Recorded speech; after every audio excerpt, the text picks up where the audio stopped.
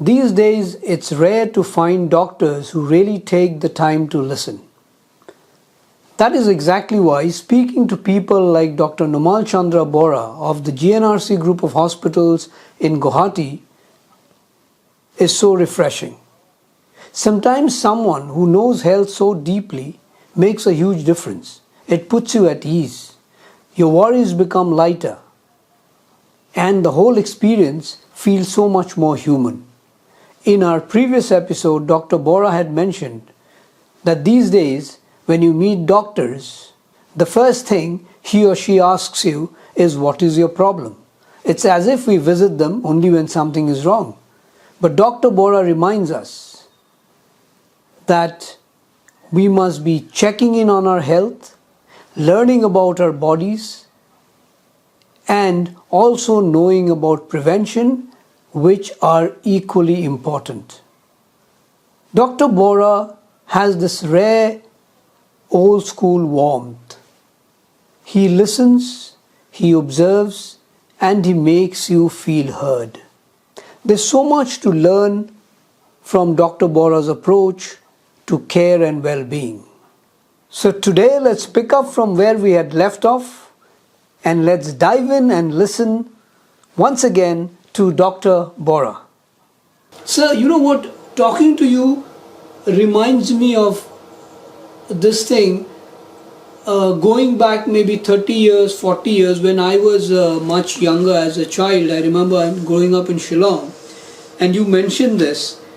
When we used to go to doctors then, I remember, sir, I don't remember the name of the doctors now, but I still remember when my mother or my father would take me to the doctor would first look at me. I would go with a stomach pain and say, "I've been having this stomach pain for a long time." And the doctor would look at me and say, "Show me your teeth." Is it Dr. Hughes? Dr. Hughes Sir, in Shillong? Show me your teeth. And then after that he would say that go and get a treatment for your tooth. You know, your teeth is not proper, your digestion is not proper, your stomach is perfectly. And then after that he would start to talk to me. How are you? Are you playing your games? All those things are not there today. Today, like you said, when you enter the chamber of a doctor, you're ready with your file and the doctor will immediately ask you what is your problem and then write down a lot of tests which are necessary, I guess.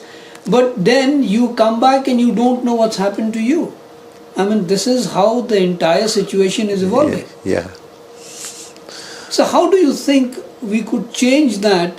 I know modern science and technology, the fast-paced life that we have today, everybody is busy. Medical science is also progressing so fast. Probably doctors really don't have the time because the numbers of patients have increased. But still, how do we make it more humane? How do we make it more connected? How do we make it more preventive? This is possible, not that it has disappeared from us. There are small percentage of people, they still give importance to these qualities. For example, the modern medicine is based on one teaching that was given to us 2,500 years ago. That you speak to the patient, listen to him first, listen to him, then examine him from head to toe, explain him why it has happened, and if something needs to be done, why you need to do this, what happens if you don't do it, what happens when you do it, then record it. This was practiced by Hippocrates 2,500 years ago. During those times, he did not even have a stethoscope, he did not have a thermometer, he did not have X-ray machines, none of this. But he was the greatest doctor even till today. We recognize him as the father of modern medicine. This value system is disappearing in somebody's. The moment a patient comes, you go for a CT scan, you go for an MRI, you go for this test, that test. But what he said, first you listen to the patient, examine him. Your doctor in Shillong, that's why you had stomach pain, but he looked at your teeth also. He did not forget. I still remember there was a 90-year-old lady in my chamber. She was brought in a wheelchair by her children. They are grown up then. I examined her. Then at the time of going out of my room, she smiled and then They met me and asked me, "Doctor, you did not look at my eyes." That means looking at her anemia, she was reminding me, a 90-year-old patient. So these are important examining. And this is called, see, science of medicine has to be transformed into an art of healing. Art of healing.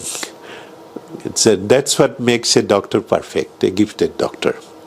Those qualities are still important. We have to propagate it, cultivate it, develop it, and bring this to that as a part of the training program to our budding doctors. That is important.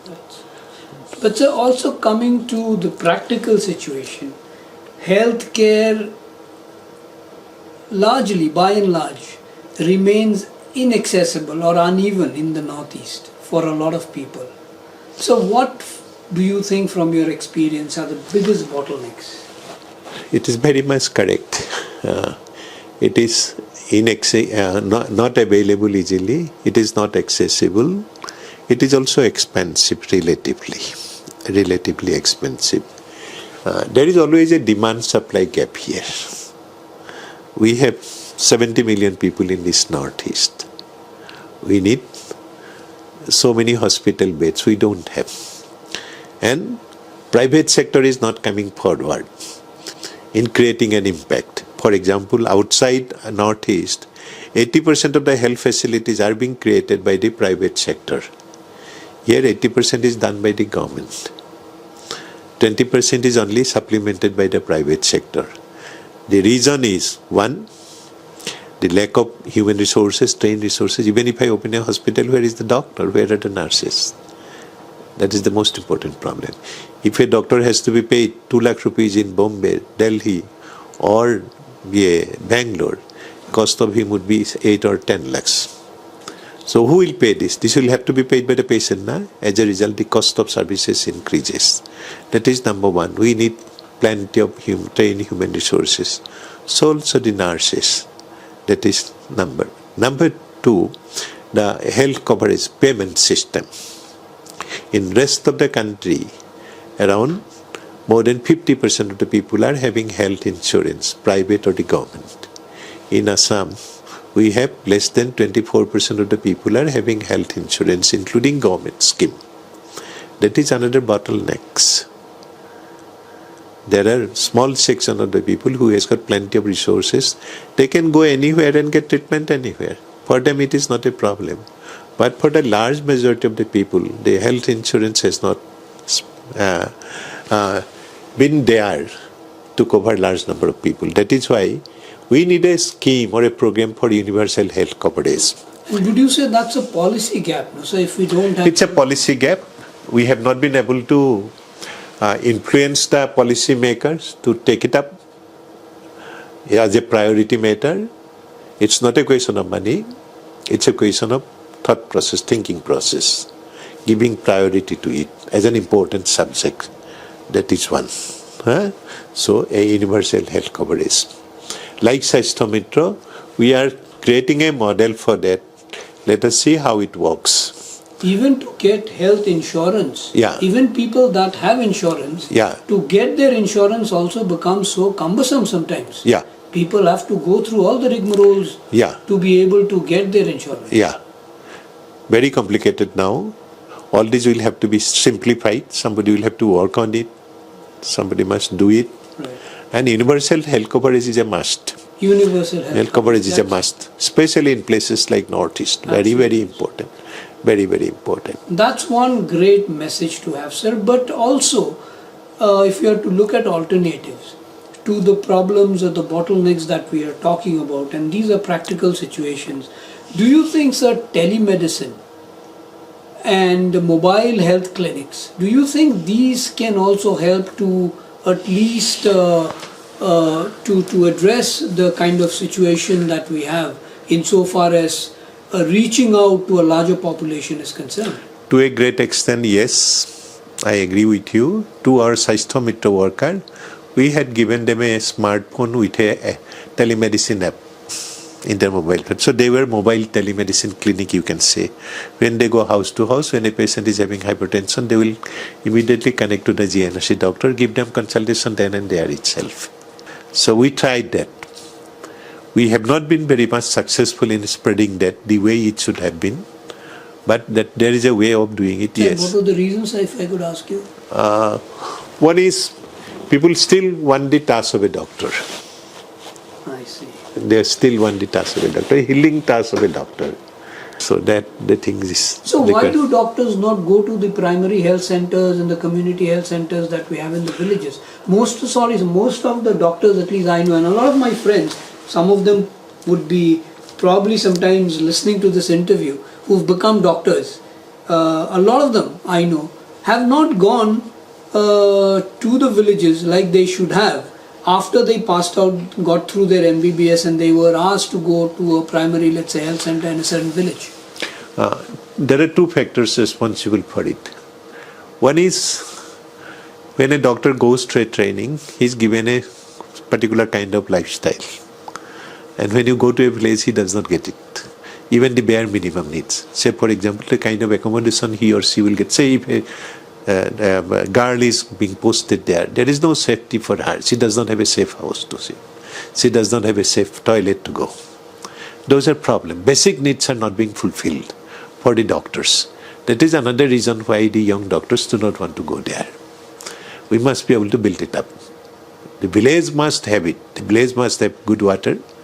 The village must have good toilet facilities. Say, for example, I used to go to villages quite often for this type of community work. So last 10 years I was doing that only till COVID. So then what I feel, when you go to the village, you have to scratch your head where to go, where is the washroom. So I was thinking of making a bus with a toilet facilities. These are basic human needs, na? So these are there.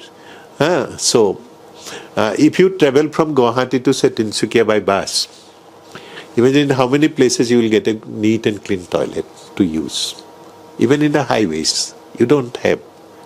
Right? So in the villages, it is much more worse.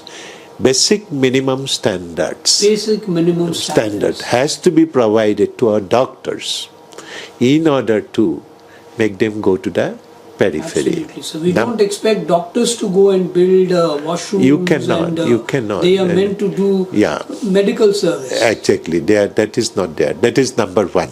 Why they are reluctant to go.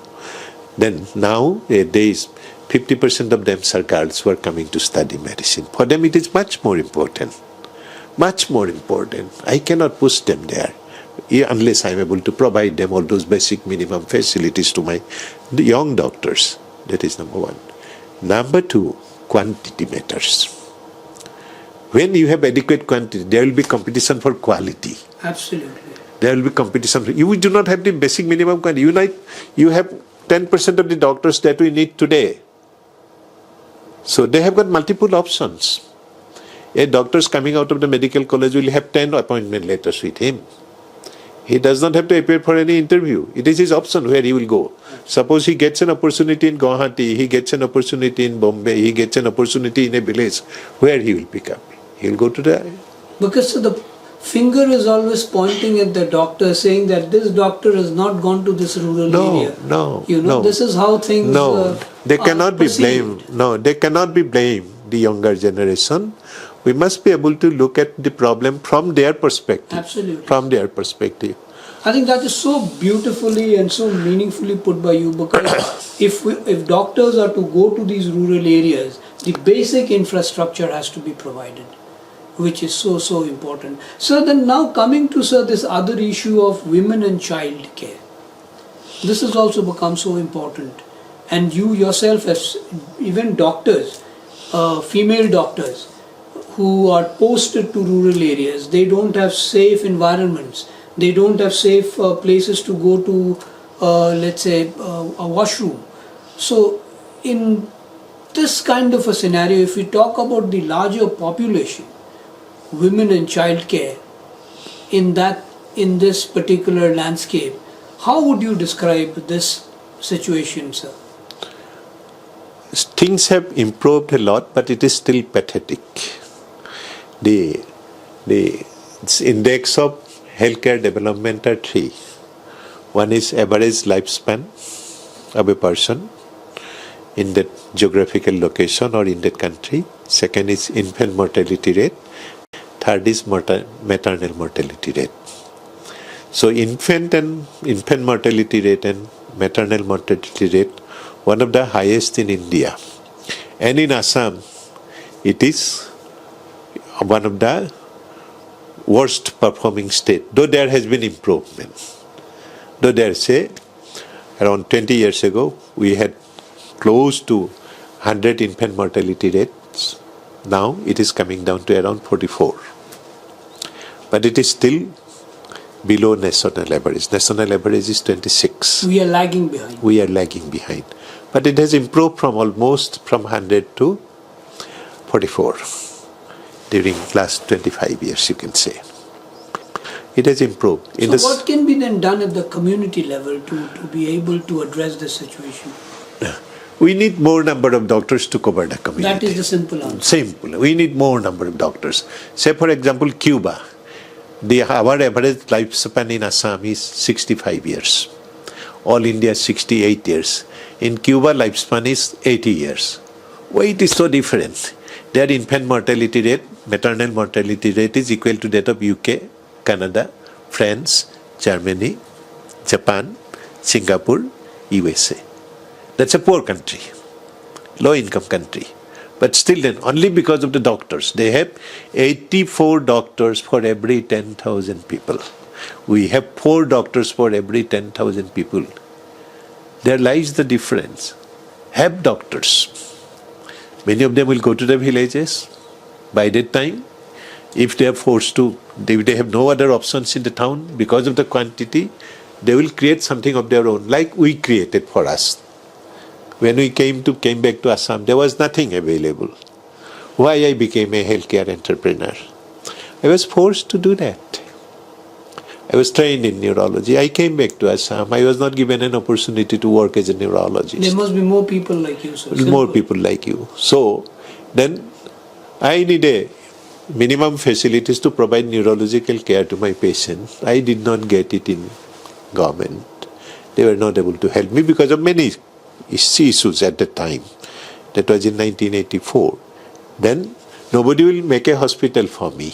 Like nobody will make toilet for the doctors. Nobody is making toilet for the doctors. A safe accommodation for my doctors, young doctors in the villages. So I was forced to create it on my own and that. But this is not possible for everyone. But some of them will go. Those who are entrepreneurial, they will go. But we must have the quantity. Immediately for Assam, what I will expect that all these districts should have a medical college and they should be completed as quickly as possible and their capacity should be expanded because we need more number of doctors. So here if I could ask you, do you think the private sector, because we know, I mean insofar as the government is concerned, things take time. Could the private sector play a bigger role here? And we have private medical colleges that have come up. But do you think there is a lot more that need to be done insofar as the private sector is concerned? I'll have one more suggestion. A lot of private players will come and they will create infrastructures in Assam or anywhere in the country, provided government introduce universal health coverage. HCG, one point solution to them. So why is it not happening? What is the bottleneck? Lack of willpower. Maybe we have not been able to convince them, or we have not been able to talk to them adequately. Universal health coverage, let government do it. Let the healthcare budget be increased by 1%, that 1% should be totally spent for universal health coverage. Is there a revenue loss that the government looks at? No. Say for example in Assam, 80% of our money will come back to government only because 80% of the hospital beds belong to government.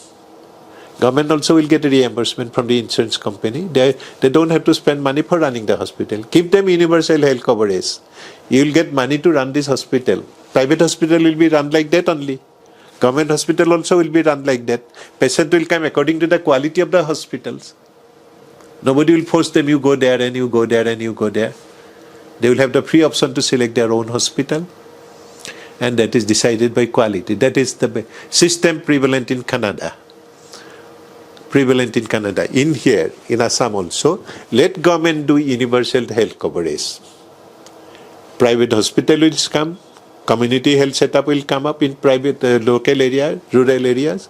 Better infrastructure would be developed because there will be no question about viability. And let them increase the number of medical colleges. Then private sector also will come and create medical colleges. Suppose if I set up there is no point in creating another medical college in Guwahati. There are numbers. I need to create it in districts where there is none. Okay? But in those districts, my problem is, how the people will come to my hospital? I'll need patients to train my doctors. I'll need money to run those hospitals. So if there are universal health coverage, whatever rate the government fixes in its insurance, that will be enough for me to run those hospitals. There'll be no problem. I'll go and do it there. So do you think, I mean, if you're talking about districts, do you think the districts also need to have the basic infrastructure for medical colleges to come up? Because that is also a requirement. Yeah. In most of the district, they have got a civil hospital. A basic infrastructure is there. That can be expanded. This is happening with mix and match policy. That's what they are doing in most of the places where there are adequate So land. I'm also talking about, sorry, just to interrupt you, sir. I'm also talking about road infrastructure. I am talking about electricity. I am talking about other kind of supplies that a medical college will require to run the entire system. Yeah. Say, road infrastructure is much better now. During last 25 or 30 years, a lot of things have developed. To every district, there are good roads almost. Okay, roads are developing. There are transport services now available. More number of trains, more number of cars, more number of buses are plying. So communication is improving. So also electricity is another bottleneck in the rural areas, but that will also improve definitely. They will be under pressure. Now people will go and demand that. For example, in Dubia project, my universal health coverage project in Dubia, DDP, there was no internet connection in that area. I cannot do it. We went to the telecommunication company, requested them, please take care of that location. They improved it. Now internet communication has improved, so entire locality is getting the services. So tomorrow in a backward district, if there is a medical college, if there are no electricity, no internet, nothing of the sort, they will go and arrange it. And as a result, entire district would be benefited. But for that, I need assurance of my economic sustainability. Absolutely. Absolutely. And that can be given to the healthcare through universal health coverage. So we've spoken about the universal health coverage and we will definitely continue to talk about it. Just to, sir, shift to another topic which has become very important in the present world and everybody is talking about it, mental health. So insofar as mental health awareness is concerned, how would you, sir, from your experience, sort of describe this situation? Yeah, this is also, these are hidden, overlooked. One is mental disorder, other is sleep disorders. Very common. The most common illness now. But they are not treated as an illness now. We consider them only illness when there is a life and death problem. The rest of the things we ignore. A lot of people are suffering from hidden anxiety. A lot of people are suffering from depressions. A lot of people are suffering from sleep disorders of various kinds. These are simply because of the lack of awareness. Lack of awareness. Since people are not dying instantly because of them, we are ignoring them. And so this ignorance is, would you say that this ignorance is also a reason for people really not believing that they have a mental problem? Because people tend to shy away from really accepting a mental problem or let's say the mental state of affairs. This is the discussion that we have to be able to be brave enough to say that yes, I have a mental problem or I have a mental health disease and let me go and cure that. Yeah, that is because of another reason is not only Assam, Northeast or India, it's a Southeast Asian country. That's because of our culture. Certain things we do not like to discuss in public. Right? So mental issue is another that. another problem like that. We don't discuss them in public, but with the advancement of the society, with the spread of knowledge, social media, internet, so many things are being discussed there. This also will come into the forefront in course of time, along with the development of the society. We need to discuss more about it, make people aware of it, that it's a problem which can be addressed. Right. And do you think, sir, today you have a lot of young doctors, you have a lot of young volunteers, you have paramedics who are there in your hospital. Do you think the youth are coming forward to really with a curiosity to learn about preventive healthcare, mental health diseases and all of that? I think so. The number of internet users are quite significant. A large segment of them always go to the health websites. They try to know about the various kinds of health issues.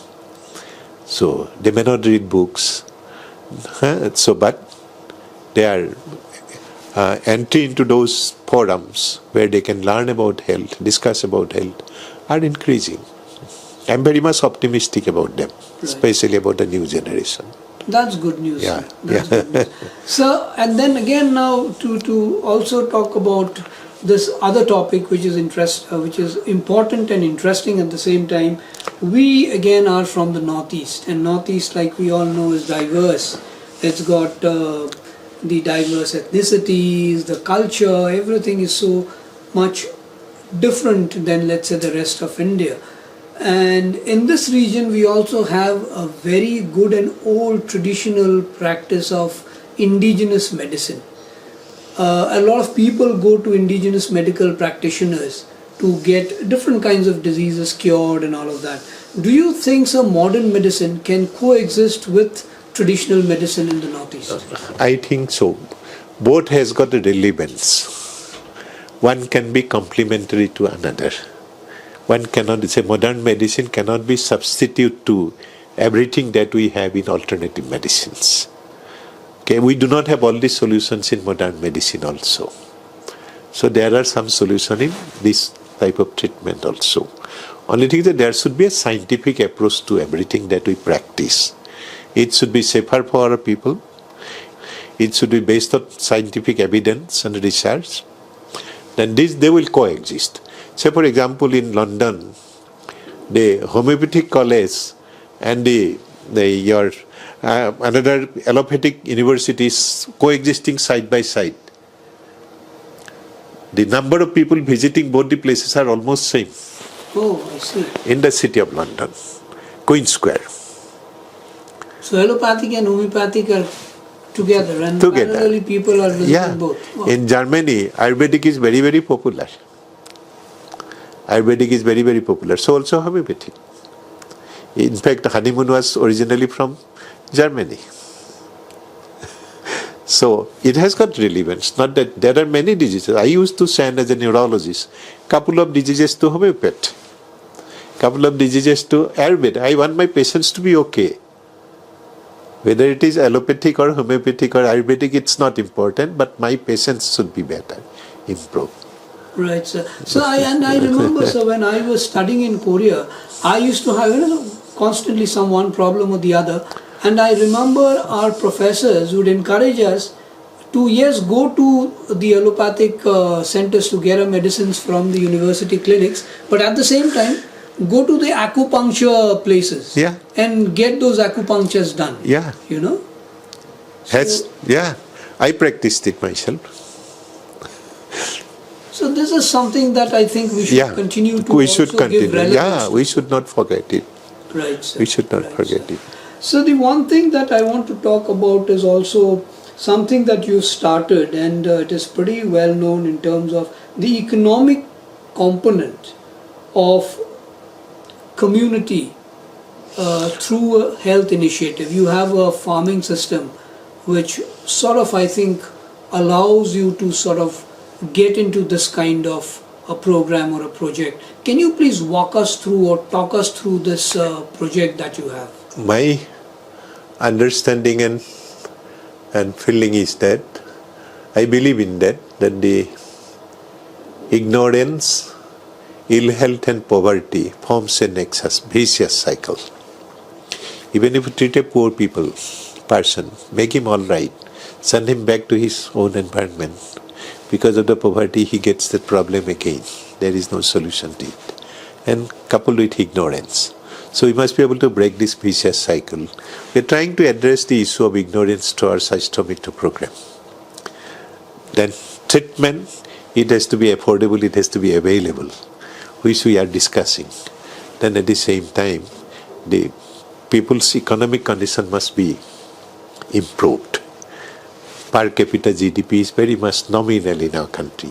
Country's GDP may be 4 trillion. That does not mean that 80% of the people are as good as 4 trillion. They are not, no? But real story lies with these people. So what I'm trying to do in Assam, I thought that how we can do that? Health and economic empowerment and ignorance, can it be combined together in one program? Where my Sashtomitras are already there in the villages. So what we did, Assam has got 4 million hectares of cultivable land. And during last 60 years, when I visited my own village, where I was plowing land, doing cultivation with my old parents, what has changed during last 60 years is that one step has changed. That is, instead of using cow for plowing land, now they are using tractors. The transplantation manually, harvesting manually, there is no fertilizers, there is no herbicide, there is no pesticides. There is no control irrigation system based on measures. We have not been able to create impact on this. And if we can control these factors, beyond plowing the land or preparing the land, then the productivity of the land can be increased many more times. I studied the system in China and many other countries. Then I went back to my village and talked to my villagers where I was born and brought up during my childhood. I revisited them maybe after 60 years. I told them, I want to bring in modern methods of cultivation. If you want to do it for you, you will be involved, you will participate as and where there is a need. But I'll give you the technology, I'll give you the resources to do it. So 300 farmers came out in one discussion with 1,500 beneficiaries, and they gave me 1,600 bighas of land. We did one crops. I made an MOU with Assam Agricultural University as a knowledge partner. In one crops, their net income from every bighas of land was 1,250 rupees after deducting all the expenses in the process of cultivations. This time from one single crops, their net earning from 1 bighas of land has increased to 5,000 from 1,250. That means it has increased by 4 times in one crop. If I can do 2 crops, they don't do 2 crops, then it will increase by 8 times. And what I have done, created a formula that 45% of the produce will go to them, which will increase their income by 4 times. That 45% is equal to their 4 times net earning from one crop. If I do 2 crops, it will be 8 times, that 45%. Another 45% will use for mechanization, fertilizer use, pesticide, herbicide, irrigations, labor, whatever it is. If they give any labor, we pay them extra for that. From that area only, labor for 45% would be spent for that. Then another 10%, 5% from us, 5% from them, are being kept to create a health fund. So last time we did it, we did 1,500 beneficiaries, 300 families, and from one single crop, we'll be able to generate a corpus of around 12 to 15 lakhs from one single crop in the first pilot project. This year, for the second crop, 20,000 people are coming forward to give us land to do the same cultivation. In the same village? Same area. Same area. We are expanded it. 20,000 bighas of land we are preparing to cultivate. Accordingly, our helpful fund will be more. So they will be able to use this fund whenever there is a need for the community. And when do we see this getting replicated all across the state? Yeah, this will. So last year we did only 1,600 bighas. This time it is 20,000 bighas. So it has increased by almost how many times? More than 10 times, right? if we grow 10 times every year, it may take 5 years time to complete cover entire Assam. So other districts have shown interest, have they? Oh yes, they are coming to us now. It has already been known to do. So we are not going to all the districts. We have also to learn. There is a learning curve always. So last year we did rice cultivation. Second crops we are taking up maize. So let us see. I want to cover entire Assam, create a model for the whole country. So is the government interested in really incorporating this into a policy kind of a framework, which would really... That I don't know, but the government is supporting us. They are encouraging us. They are helping us. So all the public representatives, they have come on their own to see what we are doing. They are sending their officers to see how we are doing it. So they are encouraging us. Almost unbelievable. I mean, it would actually not even strike to somebody that from an agriculture practice, from your land that you are tilling, you can actually create health funds. Yeah. And that goes to the need of the community. Community, yeah. Which is really so interesting and fascinating. I mean, I can just, but thank you, sir, for even doing all these things. And I hope people that are listening, doctors, entrepreneurs, medical entrepreneurs like you, to do these things in their own districts, at least in Assam and the rest of the Northeast, and we can become pioneers for the rest of the country, who knows. Sir, and just as we close, I want to ask you, you've been in this profession for so long, sir, so long. You've given so much to the profession. There's so much more you can give. But sir, you have a life of your own. But what keeps you motivated, sir? And there have been so much challenges along the way. Staying in touch with the people is the most powerful motivation for you. See, you live for people, right? You live for people. That's the only inspirations. So staying in touch with them is the most powerful inspiration for my life. If I get an opportunity to know their needs, if I can help them in achieving it, fulfilling their aspirations, that's what keeps motivating people like me. So how do you then balance your own life, your professional life with your own health? As in, you are a doctor, but you as a doctor, I'm a human being. Right, I'm a human being. So how do you balance this? I'm a human being. See, I'll go backward. Now I'm 76. So I am cold. So in medical terms, we are called old people. 75 no, sir, you are young, sir. No. In medically, see what we do. When you cross 95, we call them damn old. When you cross 85, we call them old. And when you cross 75, you call them old. Single old. And when you cross 65, you call them young old. Young old. So before still you are 65, you are young. Okay, you are young. Right. So you can do anything. Huh? So I was working almost. I can see my friends behind the camera smiling. You can do anything. That's what I was also doing. But when I became 85, then other things came along. You cannot deny it. It's okay. I had high blood pressure, I had other medical issues, I had cardiac issues and all. Then I had to redesign my life. Keep some time for your health, keep some time for your community work, keep some time for, say, I have 4 works now dividing. So one is mentoring and guiding the team in managing the hospitals, giving care to the people. That is one. Then another is the upcoming projects that I take. So I have 3 other projects. One is this one, the agri project. That takes almost 25% of my time. Agri project, it's a baby. Any project is like nurturing a baby. And we would like to sort of really follow this project of yours. Yeah. I'll be very happy to keep in touch with you for that. So that takes a lot of my time now. So every day I am in touch with them, that agri project. Then I have also a human resource development project where we train the nurses. We have MSc nursing course, BSc nursing course, post-basic nursing course. We have GNM nursing course. We train around 600 students yearly in that institute. So that is another project that I take care of.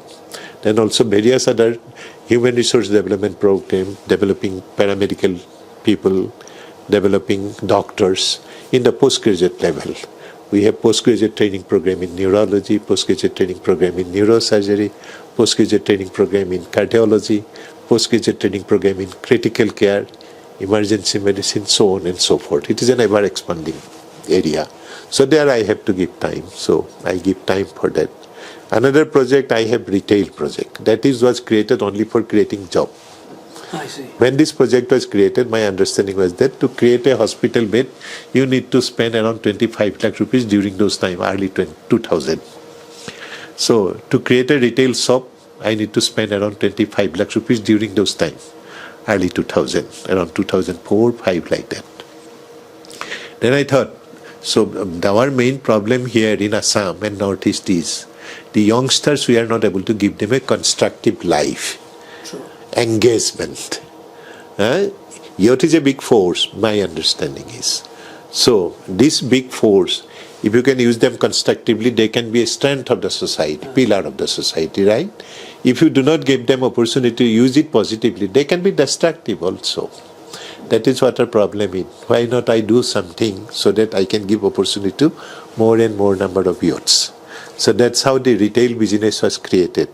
Instead of creating one more bed, let me create one more retail store where I can employ around 25 people.